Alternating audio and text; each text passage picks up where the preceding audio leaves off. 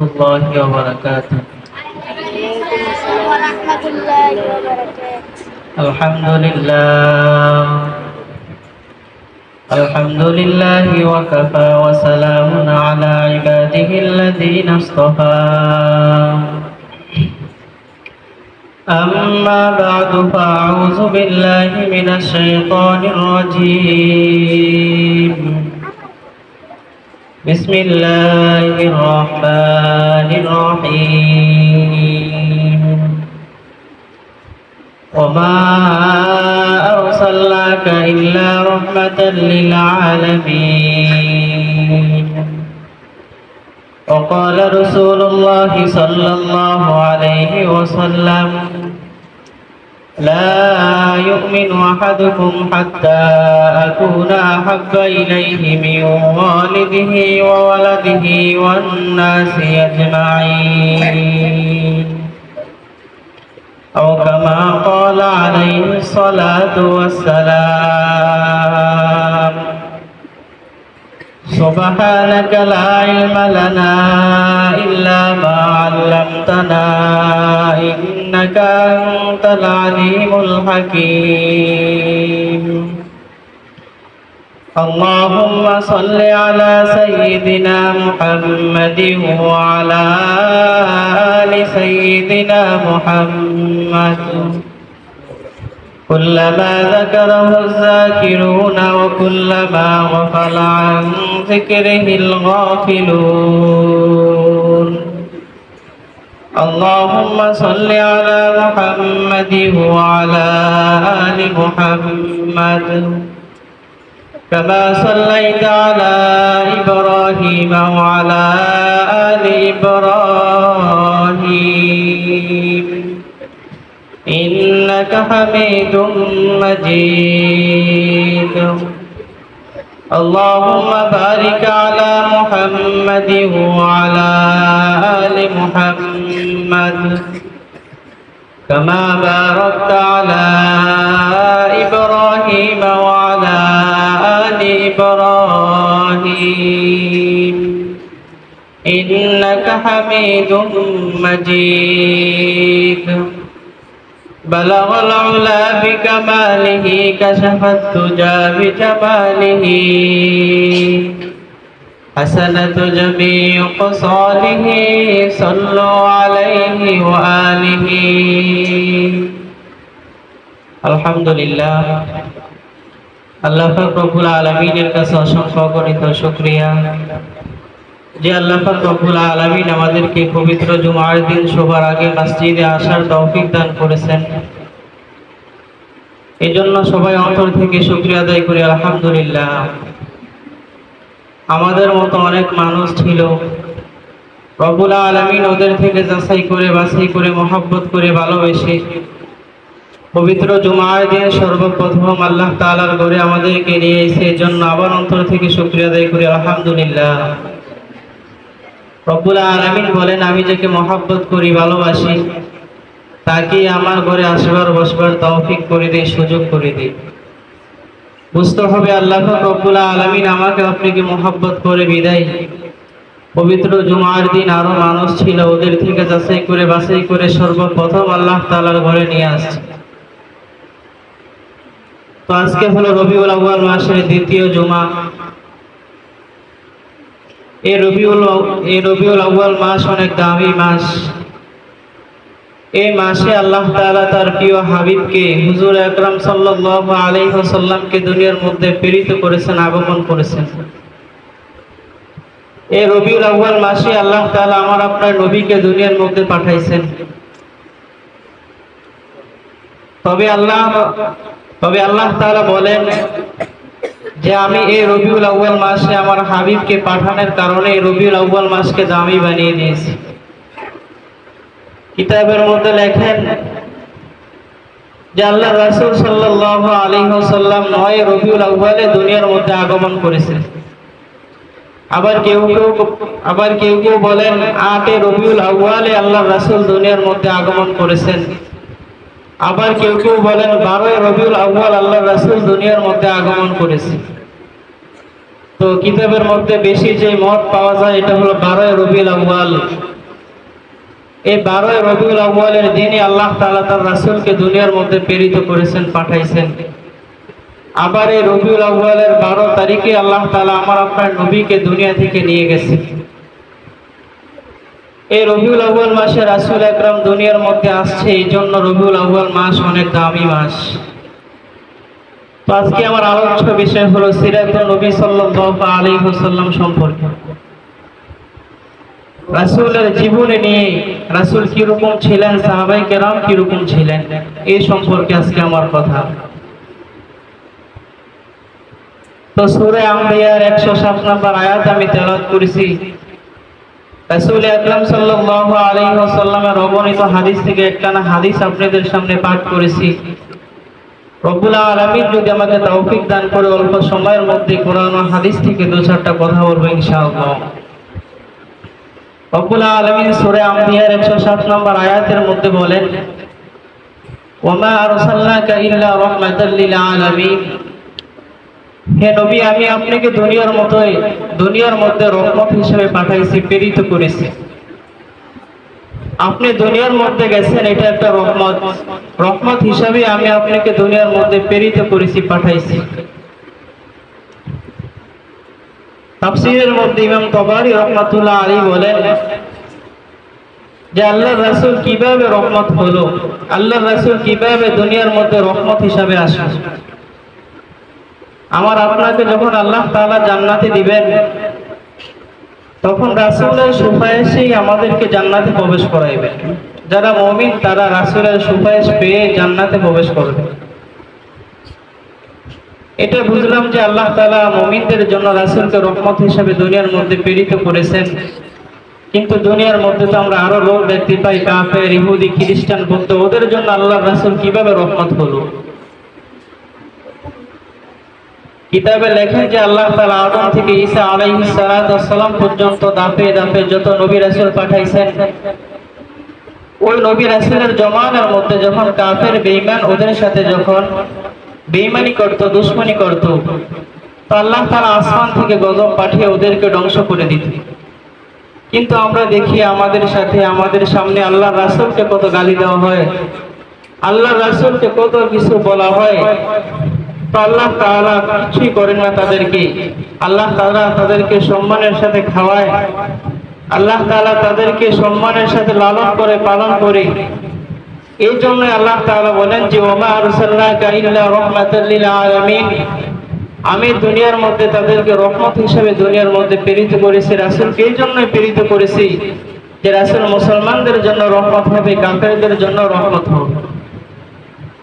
তো রাসূল সাল্লাল্লাহু আলাইহি ওয়াসাল্লাম দুনিয়ার মধ্যে আইসা মানুষদেরকে দ্বীনের দাওয়াত দিয়েছেন। এক এক সাহাবায়ে কেরামদেরকে এক এক এলাকায় পাঠিয়ে দিয়েছেন দ্বীনের দাওয়াত দেওয়ার জন্য। রাসূল আকরাম সাল্লাল্লাহু আলাইহি ওয়াসাল্লামকে একবার সাহাবায়ে কেরাম বলতেছেন, ইয়া রাসূলুল্লাহ, আপনি কিছু সাহাবায়ে কেরামদেরকে মদিনায় পাঠান, ওরা মদিনায় গিয়ে মানুষদেরকে দ্বীনের দাওয়াত দিবে, মানুষদেরকে দ্বীনের কথা বলবে। রাসূল আকরাম সাল্লাল্লাহু আলাইহি ওয়াসাল্লাম এই কথা শুনে কিছু সাহাবায়ে কেরামদেরকে মদিনায় পাঠাইলেন দ্বীনের দাওয়াত দেওয়ার জন্য। ওই সাহাবায়ে কেরামদের সরদার হিসেবে হযরত মুসআব রাদিয়াল্লাহু তাআলা আনহুকে সঙ্গে দিয়ে দিলেন। ওরা যখন মদিনায় গেলেন, ওরা মদিনায় গিয়ে দ্বীনের দাওয়াত দিতেছেন, আল্লাহ তাআলার বরকতের কথা ওদেরকে বলতেছেন। এদিক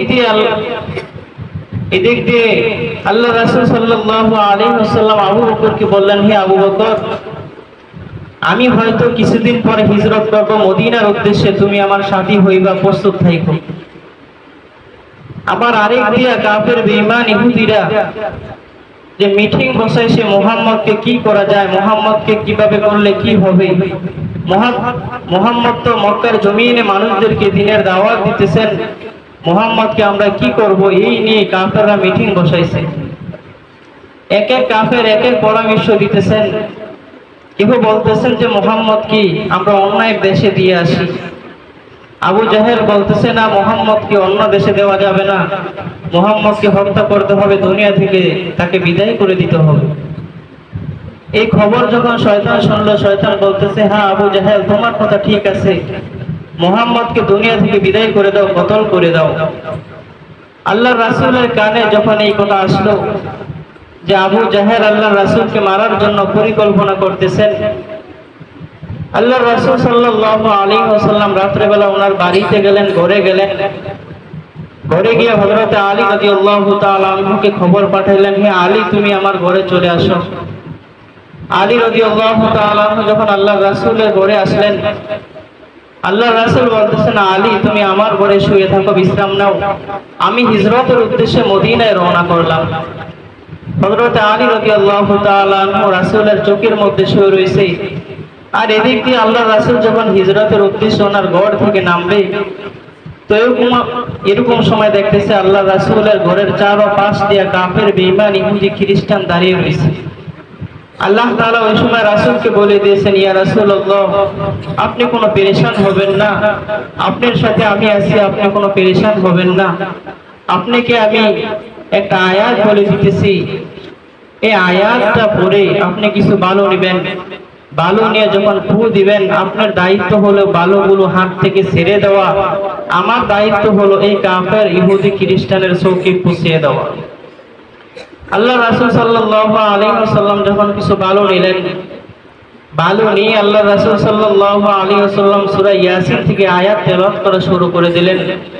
ওয়াজআলনা মিন বাইনি আইদিহিম সাদ্দান ওয়া মিন খালফিহিম সাদ্দান ফাআগশাইনাহুম ফাহুম লা ইউবসিরুন। এই আয়াত হয়ে যখন বালুর মধ্যে ফু দিলেন, আল্লাহ রাসূল সাল্লাল্লাহু আলাইহি ওয়াসাল্লাম ওনার হাত থেকে বালুগুলো ছিটিয়ে দিলেন।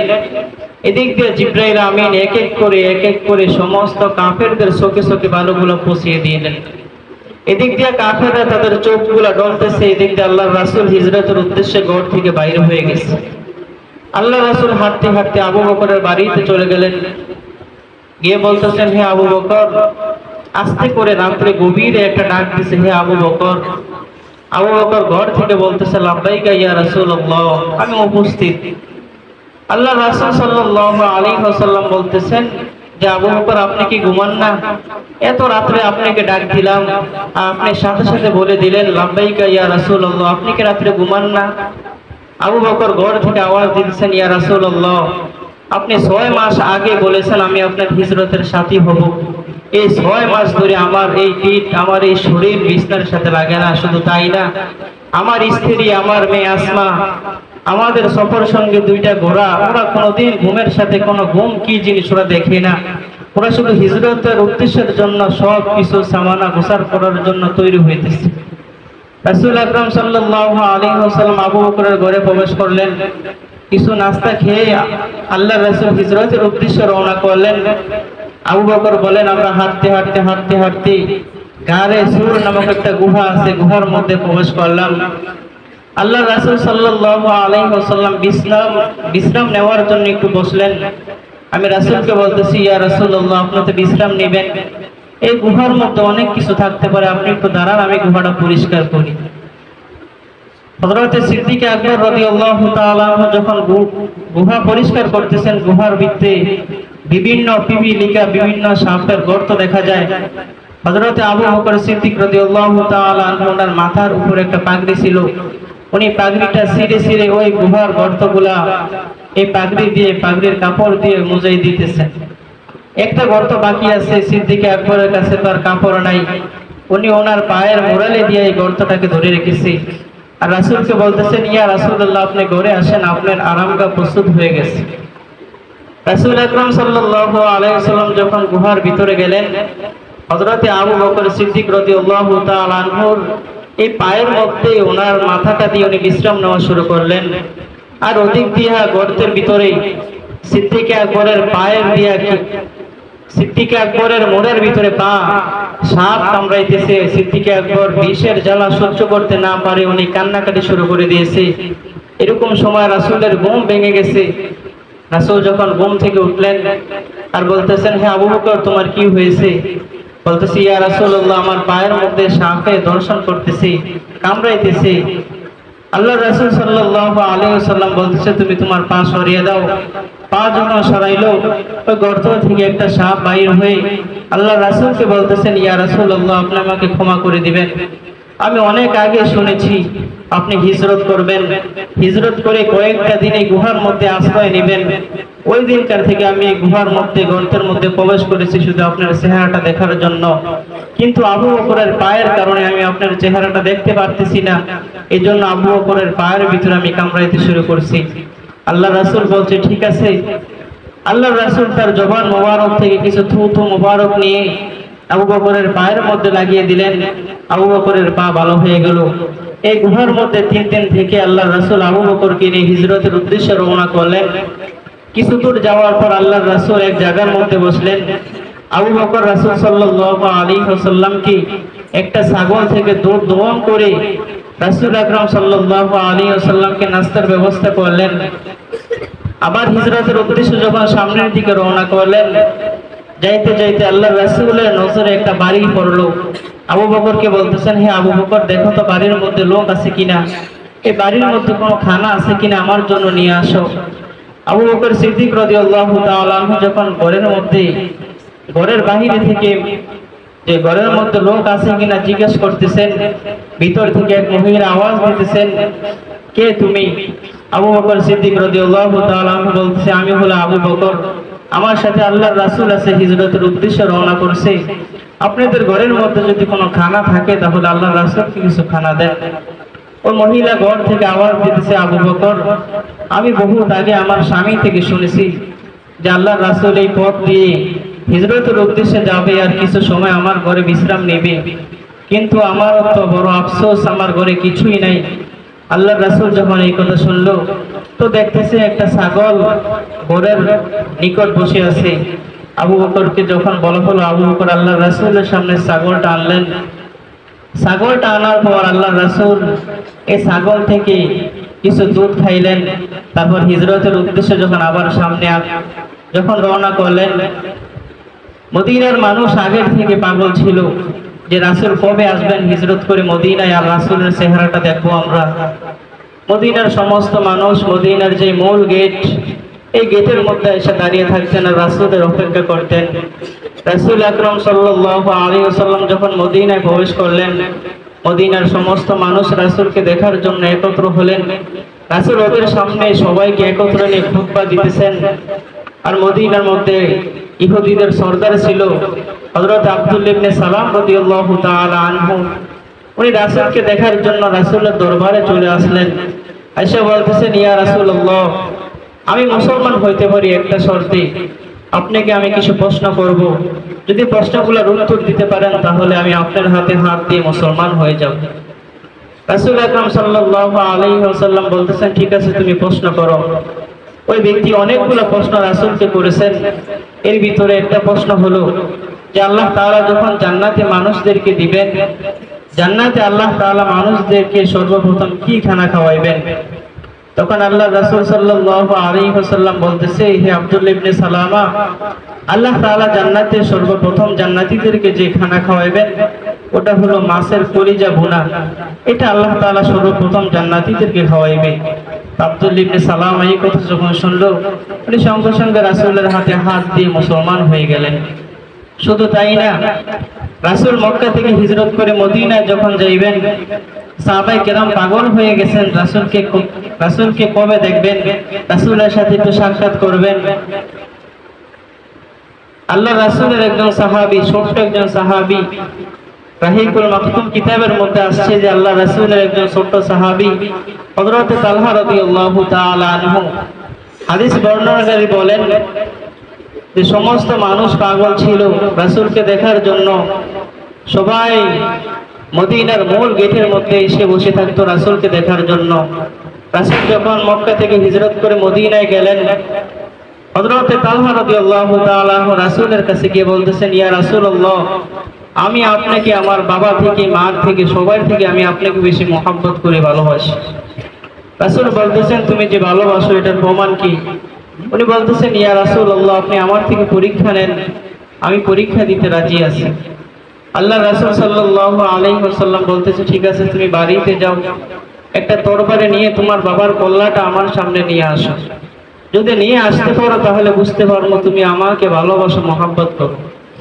হযরতে তালহা রাদিয়াল্লাহু তাআলা আনহু যখন এই কথা শুনলেন, উনি সঙ্গে সঙ্গে একটা দৌড় দিলেন। আল্লাহর রাসূল পিছন থেকে ডাক দিয়ে বলতেছেন, তালহা তুমি চলে আসো, তোমাকে আমি পরীক্ষা করলাম, তুমি পরীক্ষায় পাশ হয়ে গেছো। হযরত তালহা রাদিয়াল্লাহু তাআলা আনহু যখন আল্লাহর রাসূলের দরবারে আসলেন, রাসূল তালহার উপর খুশি হয়ে গেলেন। রাবী বলেন যে কিছুদিন পর তালহা রাদিয়াল্লাহু তাআলা অসুস্থ হয়ে গেল। যখন আল্লাহর রাসূল এই কথা শুনল, আল্লাহর রাসূল সাল্লাল্লাহু আলাইহি ওয়াসাল্লাম তালহার বাড়িতে গেলেন। গিয়ে যখন তালহার চেহারার দিকে তাকাইলেন, রাসূল বুঝতে পারলেন যে তালহা আর বেশি দিন দুনিয়ার মধ্যে থাকবে না। তো হযরতে তালহাকে দেখে আল্লাহর রাসূল যখন চলে আসবেন, আল্লাহর রাসূল সাল্লাল্লাহু আলাইহি ওয়াসাল্লাম তালহার বাবাকে বলতেছেন যে তালহার যে অবস্থা, তালহা হয়তো দুনিয়ার মধ্যে আর বেশি দিন বাঁচবে না। তালহা যখন মারা যাবে আপনি আমাকে খবর দিবেন, আমি আল্লাহর রাসূল তালহার জানাজার ইমামতি করব। হযরতে তালহা রাদিয়াল্লাহু তাআলা আনহু তার বাবাকে বলতেছেন, বাবা, আল্লাহর রাসূল যাওয়ার সময় আপনাকে কি বলে গেছে? বলতেছে, তালহা তুমি যখন মৃত্যুবরণ করবা, আল্লাহর রাসূল বলে গেছে রাসূলকে খবর দেওয়ার জন্য, রাসূল নিজে তোমার জানাজার ইমামতি করবে। তালহা রাদিয়াল্লাহু তাআলা আনহু কথা শোনার পর বলতেছেন যে আমার মৃত্যু হয়ে গেলে আমাকে সাথে সাথে দাফন করে দিবেন, রাসূলকে খবর দেওয়ার কোনো দরকার নাই। কারণ রাসূল যখন আমার জানাজার মধ্যে আসবে, কাফের বেঈমান মুশরিকরা যখন টের পাবে রাসূলকে ওরা অনেক কষ্ট দিবে, আর আমি রাসূলের আশিক হয়ে এই কষ্ট সহ্য করতে পারবো না। কিছুদিন পর যখন তালহার ইন্তেকাল হয়ে গেল, আল্লাহর রাসূল সাল্লাল্লাহু আলাইহি ওয়াসাল্লামের কাছে খবর গেল, হে আল্লাহর রাসূল, আপনার ছোট্ট সাহাবী তালহা তো ইন্তেকাল করছে। রাসূল তালহার বাড়িতে গেলেন, গিয়ে বলতেছেন, তোমাকে না বলেছি? তালহার বাবাকে বলতেছে, তোমাকে না বলেছি যে তালহা যখন মারা যাবে আমাকে খবর দেওয়ার জন্য, তুমি কেন আমাকে বললা না? তালহার বাবা বলতেছেন, ইয়া রাসূলুল্লাহ, আপনাকে আমি বলার জন্য যাইতেছিলাম, কিন্তু আমার ছেলে মৃত্যুর আগ মুহূর্তে ওসিয়ত করে গেছে আপনাকে না বলার জন্য। কারণ আপনি যখন তালহার জানাজার ভিতরে আসবেন, কাফের আর বেঈমান মুশরিকরা আপনাকে অনেক কষ্ট দিবে, এটা তালহা সহ্য করতে পারবে না, এর জন্য আপনাকে আমি বলি না। আল্লাহ রাসূল সাল্লাল্লাহু আলাইহি ওয়াসাল্লাম এই কথা শোনার পর খুশি হয়ে গেলেন। খুশি হয়ে তালহার কবরের কাছে গিয়ে আল্লাহ তাআলার কাছে দোয়া করতেছেন, হে আল্লাহ, আমি তালহার উপর খুশি, আপনি তালহার সাথে এরকম ব্যবহার করবেন যে আপনি তালহাকে দেখা দেখা হাসবেন, তালহাও আপনাকে দেখা দেখা হাসবে। সাহাবায়ে কেরাম রাদিয়াল্লাহু তাআলা আনহু রাসূলের জন্য কিরকম প্রেমিক ছিলেন, কিরকম পাগল ছিলেন। সিরাতের মধ্যে আরেকটা কথা আসছে যে হযরতে হানজালা রাদিয়াল্লাহু তাআলা আনহু উনি সবেমাত্র নতুন বিবাহ করেছেন, এখনো বিবির সাথে বাসর করে না, বিবাহ করেই আল্লাহর রাসূলের দরবারে চলে আসছে। রাসূল আকরাম সাল্লাল্লাহু আলাইহি ওয়াসাল্লাম সাহাবায়ে কেরামদেরকে বলতেছেন, হে আমার সাহাবায়ে কেরাম, হানজালা কোথায়? তো হানজালা যখন রাসূলের দরবারে আসলেন, রাসূল আকরাম সাল্লাল্লাহু আলাইহি ওয়াসাল্লাম বলতেছেন, হে হানজালা, তোমাকে আমি পাঠাইছি বিবাহ করার জন্য, তুমি বিবাহ ছেড়ে কেন আসলা? তো হানজালা রাদিয়াল্লাহু তাআলা বলতেছে, ইয়া রাসূলুল্লাহ, আমি তো বিবাহ করেছি, বিবাহ করেই আবার আপনার দরবারে আমি চলে আসছি। আল্লাহ রাসূল সাল্লাল্লাহু আলাইহি ওয়াসাল্লাম বলতেছেন, না, তুমি বাড়িতে চলে যাও, বিবির সাথে আনন্দ করো, বাসর করো, যাও, তুমি বাড়িতে চলে যাও। হযরতে হানজালা রাদিয়াল্লাহু তাআলা যখন বাড়িতে আসলেন, বিবির সাথে রাত্র কাটাইতেছেন। শেষ রাত্রে যখন ফরজ গোসল করার জন্য হানজালা পুকুর দিকে রওনা করছেন, এরকম সময় আল্লাহর রাসূলের এক সাহাবী এলান করতেছেন, কে আসো রাসূলের প্রেমিক, কে আসো রাসূলের প্রেমিক, চলে আসো, উহুদের ময়দানে রাসূলের দান্দান মোবারক শহীদ হয়ে গেছে, চলে আসো। হযরতে হানজালা রাদিয়াল্লাহু তাআলা আনহু যখন এই কথা শুনলেন, উনি গোসল বাদ দিয়ে ঘরে গিয়ে ওনার বিবিকে বলতেছেন, হে বিবি, আমার তরবারিটা দাও, উহুদের ময়দানে নাকি আল্লাহর রাসূলের দান্দান মোবারক শহীদ হয়ে গেছে, রাসূলের সাথে আমার উহুদের ময়দানে আমার যাইতে হবে, রাসূলকে দেখতে হবে। বিবি বলতেছেন, স্বামী আমার, আপনার শরীরটা তো নাপাক, আপনি একটু গোসল করে যান। হানজালা বলতেছে, আরে কার জন্য গোসল করব? উহুদের ময়দানে রাসূল শহীদ হয়ে গেছে, এই কথা আমি শোনার পরে আমি কখন উহুদের ময়দানে যাব? আমি তো এই পেরেশানিতে আছি, আমি গোসল করার পেরেশানিতে আমি নাই, আমার যাইতে হবে এখন উহুদের জমিনে, রাসূলকে আমার দেখতে হবে। হযরতে হানজালা রাদিয়াল্লাহু তাআলা আনহু যখন তরবারে নিলেন, উনি ঘোড়ার উপর উঠে ওনার বিবিকে বলতেছেন, বিবি আমার, যদি আমার হায়াত থাকে তাহলে তোমার সাথে আমার সাক্ষাৎ হবে, আর যদি হায়াত না থাকে তাহলে জান্নাতে আমি তোমার সাথে সাক্ষাৎ করব। এই কথা বলার পর উনি চলে গেলেন উহুদের জমিনে। উনি এক পর্যায়ে যুদ্ধ করতে করতে করতে করতে শহীদ হয়ে গেলেন। আল্লাহর রাসূল সাল্লাল্লাহু আলাইহি ওয়াসাল্লামের যখন হুঁশ আসলেন, হুঁশ আসার পর আল্লাহর রাসূল সাহাবায়ে কেরামদেরকে বলতেছেন, হে আমার সাহাবায়ে কেরাম, আমার যে শহীদ সাহাবায়ে কেরাম যারা এই উহুদের ময়দানে শহীদ হয়েছে, ওদের লাশগুলো সবার একত্র করো। সাহাবায়ে কেরাম রাদিয়াল্লাহু তাআলা আনহু যখন ওদের লাশগুলো একত্র করতেছেন, বোরকা পরিহিত এক মহিলা রাসূলের কাছে এসে বলতেছেন, ইয়া রাসূলুল্লাহ, আমি আপনার সাহাবী হানজালার স্ত্রী। আপনি তো হানজালাকে পাঠাইছেন আমার সাথে বাসর করার জন্য, কিন্তু হানজালা তো আমার সাথে কিছু সময় থেকে যখন শুনছে আপনার দান্দান মোবারক উহুদের জমিনে শহীদ হয়ে গেছে, উনি বাড়ি থেকে চলে আসছে।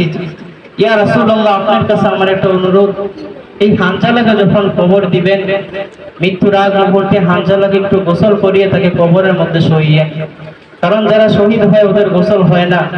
আর হানজালার শরীর তো নাপাক, এই জন্য হানজালার স্ত্রী বলতেছেন যে হানজালাকে যখন কবরে রাখবেন একটু গোসলটা পরিষ্কার করে, শরীরটা পরিষ্কার করে তাকে কবরে রাখেন। আল্লাহ রাসূল সাল্লাল্লাহু আলাইহি ওয়াসাল্লাম সাহাবায়ে কেরামদেরকে বলতেছেন, হে আমার সাহাবায়ে কেরাম, দেখো তো হানজালার লাশটা কোথায় আছে, একটু তালাশ করো। তো আল্লাহ রাসূল সাল্লাল্লাহু আলাইহি ওয়াসাল্লাম এই কথা যখন বললেন, সাহাবায়ে কেরাম উহুদের জমিনে হানজালার লাশ তালাশ করে কোনো জায়গার মধ্যে পাইতেছে না। রাসূলকে যখন এই কথা বললেন, রাসূল পেরেশান হয়ে গেলেন, নাকি আবার হানজালার লাশ কাফের বেঈমানদের হাতে চলে গেছে। কিছু সময় পর আল্লাহ রাসূল সাল্লাল্লাহু আলাইহি ওয়াসাল্লাম দেখতেছেন যে আসমান থেকে হানজালার লাশ জমিনের মধ্যে ফেরেশতারা নিয়ে আসতেছে। ফেরেশতারা আয়েশা রাসূলকে বলতেছেন, ইয়া রাসূলুল্লাহ, আপনার যে সাহাবী নতুন বিবি ছেড়ে আপনার জন্য এই উহুদের জমিনে আসতে পারে আপনার কথা শুনে, ওই ব্যক্তির গোসল আল্লাহ তাআলা জান্নাতের পানি দ্বারা করিয়ে পাঠাইছেন, ওই ব্যক্তির গোসল আল্লাহ তাআলা দুনিয়ার পানি দ্বারা করায় না। যখন এই কথা শুনলেন, আল্লাহ রাসূল সাল্লাল্লাহু আলাইহি ওয়াসাল্লাম বলতেছেন যে হানজালাকে এখন দাফন করে দাও, কবরস্থ করে দাও। শুধু তাই না, সাহাবায়ে কেরাম যে আল্লাহ রাসূলের জন্য পাগল ছিলেন এরকম না, যারা ইহুদি আল্লাহ রাসূলের জমানায় যারা ইহুদি ছিলেন ওরা রাসূলের জন্য পাগল ছিলেন। এক ইহুদি আল্লাহ রাসূলের কাছে এসে বলতেছেন, ইয়া রাসূলুল্লাহ, আপনি আমার ঘরে একবেলা দাওয়াত খাইবেন। রাসূল বলতেছেন, না, তোমার ঘরে আমি দাওয়াত খাইতে পারবো না, তুমি তো ইহুদি আর আমি হলো মুসলমান, তোমার ঘরে আমি দাওয়াত খাইতে পারবো না। আল্লাহ তাআলা কোনোদিন আমাকে হারাম জিনিস পান করায় না, খাওয়ায় না, এজন্য তোমার ঘরে আমি খাইতে পারবো না। তো আল্লাহ তাআলা রাসূলকে জানিয়ে দিয়েছেন, ইয়া রাসূলুল্লাহ, আপনি ইহুদির ঘরে যাওয়াটা ইহুদির জন্য হেদায়েত হয়ে দাঁড়াইবে, আপনি ইহুদির বাড়িতে যান, আপনি দাওয়াত খান।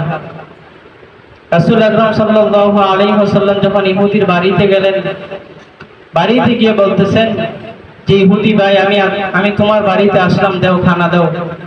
ইহুদি যখন রাসূলের সামনে এনে সমস্ত খানা দিলেন, রাসূল একদিক দিয়ে খাইতেছেন আর আরেক দিক দিয়ে ইহুদি ছোটকাল থেকে একটা কুকুর বড় করেছে, ওই কুকুরকে নসিহত করতেছে, হে কুকুর, তোমাকে আমি ছোটকাল থেকে এই পর্যন্ত আনলাম, বড় করলাম একটা মাকসাদে, আমি একটা লোক নিয়ে আসছি আমার ঘরে, ওই লোককে তুমি হত্যা করবা, কতল করবা।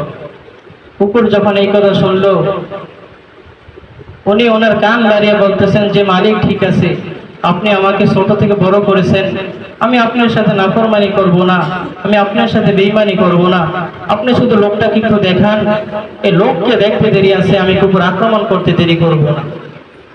এই কুকুর যখন আল্লাহর রাসূল যে রুমে খাইতেছেন, এই রুমের মধ্যে যখন গেলেন, কুকুর আল্লাহর রাসূলকে দেখে এক পা আগায় তো দুই পা পিছে দেয়। কুকুর এক পা আগাইতেছে আর দুই পা পিছে দিতেছেন, আর কুকুর মনে মনে আল্লাহ তাআলাকে বলতেছেন, হে আল্লাহ, আপনি আমার জবানটা একটু খুলে দেন, আমি একটু আমার মালিকের সাথে একটু কথা বলি।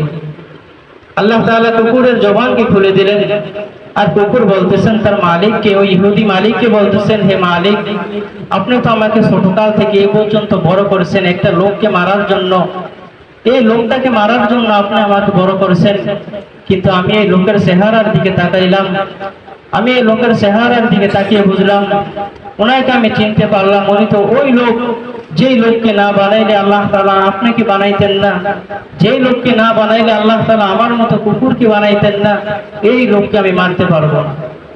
কুকুরের জবান দিয়ে যখন ইহুদি এই কথাটা শুনলো, ইহুদি সঙ্গে সঙ্গে রাসূলের পায়ের কাছে পড়ে গেল। পায়ের কাছে পড়ে রাসূলের কাছে ক্ষমা চেয়ে বলতেছেন, ইয়া রাসূলুল্লাহ, একটা কুকুর আপনাকে চিনতে পারলো আর আমি ইহুদি হয়ে আপনাকে চিনতে পারলাম না। ইয়া রাসূলুল্লাহ, আপনার কাছে আমি ক্ষমা চাই, আপনি আমাকে ক্ষমা করে দেন। উনি রাসূলের হাতে হাত দিয়ে মুসলমান হয়ে গেছে। এটা হলো রাসূলের সিফাত, রাসূলের কিছু কুদরত। রাসূল আকরাম সাল্লাল্লাহু আলাইহি ওয়াসাল্লামকে আল্লাহ তাআলা দুনিয়ার মধ্যে রহমত হিসেবে প্রেরিত করেছেন। আর আল্লাহ তাআলা বলেই দিয়েছেন, ওমা আরসালনাকা ইল্লা রাহমাতাল লিল আলামিন। হে নবী, আমি আপনাকে দুনিয়ার মধ্যে রহমত হিসেবে প্রেরিত করেছি। আপনি মানুষদের জন্য রহমত। আল্লাহ রাসূল সাল্লাল্লাহু আলাইহি ওয়াসাল্লাম সবার দিকে এক নজরে তাকাইতেন। যেরকম সাহাবায়ে কেরামদের দিকে তাকাইতেন, ওরকম ছোট ছোট বাচ্চাদের দিকেও তাকাইতেন, ওরকম কাফের বেঈমান মুশরিকদের দিকেও তাকাইতেন। একবার রাসূল আকরাম সাল্লাল্লাহু আলাইহি ওয়াসাল্লাম মক্কার জমিনে অথবা মদিনার জমিনে একটু হাঁটাহাঁটি করতেছেন। এরকম সময় দেখতেছে একটা ছোট্ট একটা বাচ্চা কান্নাকাটি করতেছে। রাসূল আকরাম সাল্লাল্লাহু আলাইহি ওয়াসাল্লাম ওই বাচ্চাকে বলতেছেন, বাবা তোমার কি হয়েছে? ওই ছোট বাচ্চা তো রাসূলকে চিনে না। উনি বলতেছেন, হে ভাই অথবা হে কাকা, আমার বাপ আল্লাহর রাসূলের সাথে যুদ্ধের ময়দানে গিয়েছিল, কিন্তু রাসূলের সাথে যুদ্ধের ময়দানে গিয়ে শহীদ হয়ে গেছে। আমার মা আরেক বেটার সাথে বিয়ে বয়ে উনি ওনার জামার বাড়িতে চলে গেছে। এখন আমাকে দেখার মতো কোনো লোক নাই। আমি এখন ইতিমের মতো পড়ে রয়েছি। যেদিকে আমার রাত ওদিকে আমার কায়, আমি ওখানেই থাকি। রাসূল আকরাম সাল্লাল্লাহু আলাইহি ওয়াসাল্লাম যখন এই কথা শুনলেন, উনি বলতেছেন, না রে বেটা, তোর কি পেরেশানি? আমি রাসূল যেখানে আছি, তোর বাপ যেই লোকের সাথে যুদ্ধের ময়দানে শহীদ হয়েছে, ওই লোকই আমি। চল আজকের থেকে আমি তোর বাপ। রাসূল এই লোককে নিয়ে রাসূলের বাড়িতে চলে গেলেন।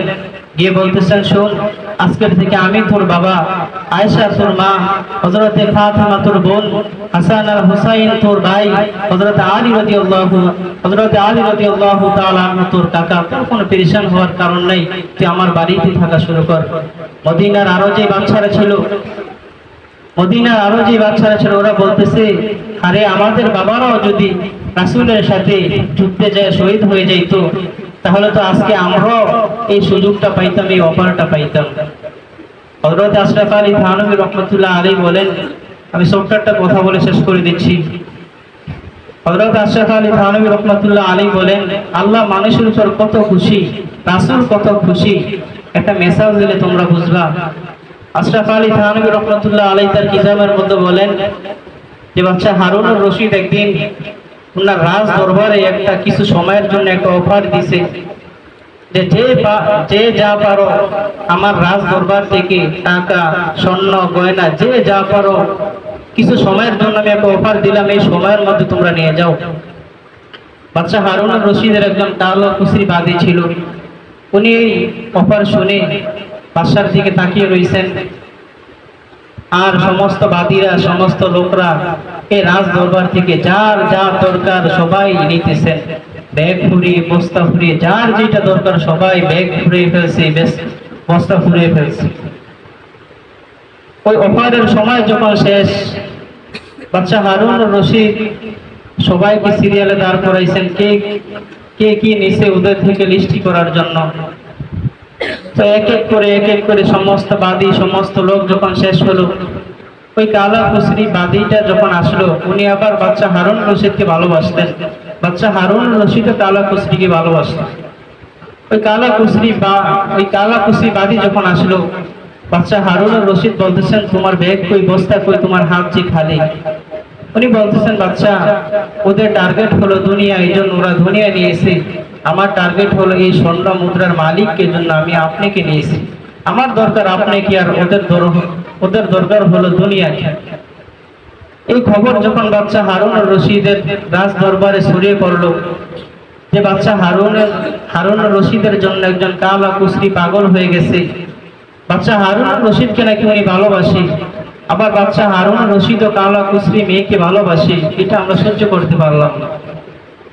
বাচ্চা হারুন রশিদ বলতেছেন, ঠিক আছে, আমি এই কালো বাঁধিকে কি জন্য ভালোবাসি, আমি আমার রাজ দরবারে একদিন একটা মিটিং ডাকবো, তোমরা ওই মিটিং এর মধ্যে সবাই চলে আসে। বাদশার তারিখ অনুযায়ী যখন বাচ্চা হারুন রশিদের রাজ দরবারে সবাই আসলেন, তো বাচ্চা হারুন রশিদ ওনার যত দাসী ছিল, বাদী ছিল, সবার সামনে একটা স্বর্ণের পেয়ালা অথবা একটা হীরার পেয়ালা দিয়েছেন। আর বলতেছেন, আমি বাচ্চা হারুন রশিদ যখন অনুমতি দিব, তোমরা হাত থেকে স্বর্ণের পেয়ালাটা অথবা এই মণিমুক্তার পেয়ালাটা হাত থেকে ফালিয়ে ভেঙে ফেলবে। যখন বাচ্চা সবার সামনে যখন মণিমুক্তার হীরা দিলেন, বাচ্চা বলতেছেন, হ্যাঁ এবারটা ফালানো শুরু করো। সমস্ত দাসীরা ওদের হাতে এটা রেখে দিয়েছে, আর কালো দাসীটা হাত থেকে স্বর্ণের পেয়ালাটা ফালিয়ে দিয়েছে। আর অন্যান্য লোকেরা বলতেছেন, দেখছো কত বড় বেয়াদব, বাদশার রাজ দরবারের কতগুলো স্বর্ণ উনি নষ্ট করেছে। বাচ্চা হারুন রশিদ বলতেছে, আরে এই কালা কুসরি মেয়েটাকে বকে তোমাদের কোনো ফায়দা হবে না।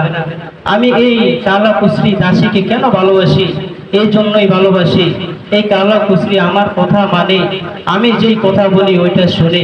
আমি বলতে দেরি আছে যে এই স্বর্ণের পেয়ালাটা হাত থেকে পালিয়ে দাও, আমি বাদশার অনুমতি পেয়ে কালো কুসরি দাসীর সাথে সাথে স্বর্ণের পেয়ালাটা হাত থেকে ফেলিয়ে দিল। আর আমার অন্যান্য যে দাসীরা ছিল, ওরা স্বর্ণের পেয়ালা হাতে নিয়ে বসে রয়েছে। তাহলে আমাকে কে কতটুকু মানে এবার কিন্তু দেখো। আর আমি কালো কুসরি বাতিটাকে কেন ভালোবাসি এবারকে দেখো। সমস্ত মানুষ এবারকে বুঝতে পারলো যে বাদশার কথা এই কালো দাসী শুনে, বাদশার কথা এই কালো দাসী মানে। এজন্য আল্লাহ তাআলা বাদশা হারুন রশিদের কাছে এই কালো কুসরি বাদিটাকে দামি বানিয়ে দিয়েছে। তদ্রূপ আমরা যদি দুনিয়ার মধ্যে আল্লাহ তাআলাকে ভালোবাসি, আল্লাহ তাআলার নবীকে ভালোবাসি, আল্লাহ তাআলা বলেন যে দুনিয়ার মধ্যে আমিও তোমাদেরকে দামি বানিয়ে দিব। শুধু দামি বানাবো তাই না, আমাকে যারা মহব্বত করে আর করার মতো যারা করে এবং করতে পারছে, তাদেরকে আমি দুনিয়ার মধ্যে দামি বানিয়ে দিয়েছি। এজন্য আল্লাহ তাআলা যে কথাগুলো বললাম, আমাদের সবাইকে আমল করার তৌফিক দান করুক। সবাই বলে আমিন। যারা সুন্নাত করে নি তারা সাদাকা সুন্নাত করে নি।